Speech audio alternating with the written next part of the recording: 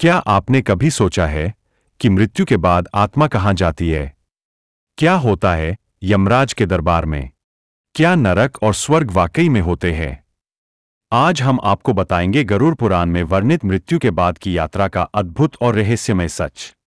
गरुड़ पुराण हिंदू धर्म के 18 महापुराणों में से एक है, जिसे स्वयं भगवान विष्णु ने अपने वाहन गरुड़ को सुनाया था।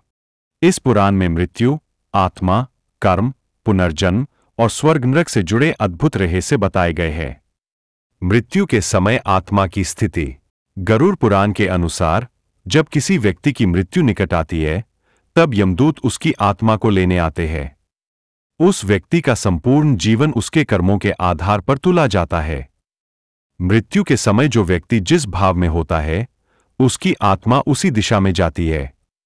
यदि व्यक्ति ने पुण्य किए हैं, तो आत्मा को सुखद यात्रा मिलती है।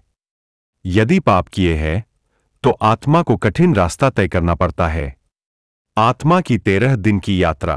गरुड़ पुराण के अनुसार आत्मा मृत्यु के बाद 13 दिन तक पृथ्वी लोक के आसपास ही भटकती है। इस दौरान आत्मा को अपने जीवन के अच्छे बुरे कर्मों का अनुभव होता है। इसलिए श्राद्ध, 13वीं आदि की व्यवस्था इन्हीं 13 दिनों की आत्मिक यात्रा को ध्यान में रखते हुए की गई है। यमलोक की ओर यात्रा।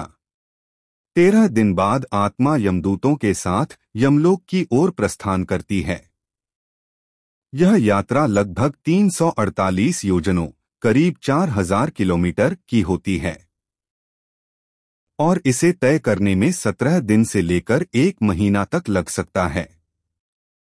रास्ते में आत्मा को अनेक नरकद्वार, नदी, पर्वत और अग्निकुंड पार करने पड़ते हैं। वहां की पीड़ाएं उसके पापों की गहराई को दर्शाती हैं। चित्रगुप्त का लेखा जोखा। यमलोक में आत्मा को चित्रगुप्त के समक्ष प्रस्तुत किया जाता है, जो व्यक्ति के जीवन भर के कर्मों का लेखा जोखा रखते हैं। यहाँ पर आत्मा के पुण्य और पापों का निर्णय होता है। यदि पुण्य अधिक हो तो आत्मा को स्वर्ग में स्थान मिलता है। यदि पाप अधिक हो तो आत्मा को नरक भेजा जाता है।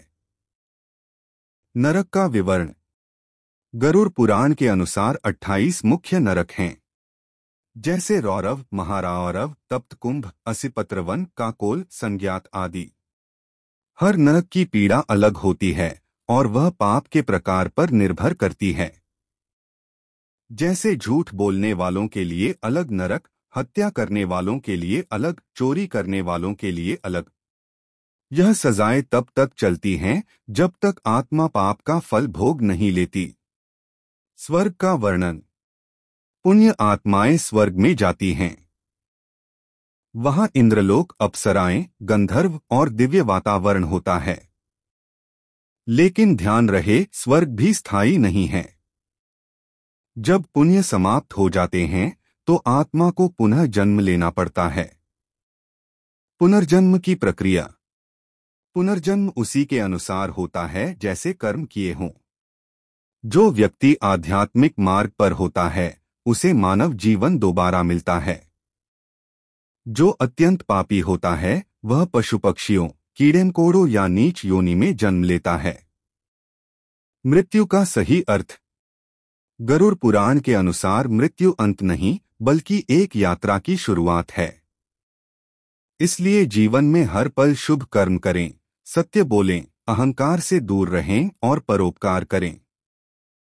अगर आपको गरुड़ पुराण में वर्णित यह रहस्य पसंद आया, तो इस वीडियो को लाइक और शेयर जरूर करें।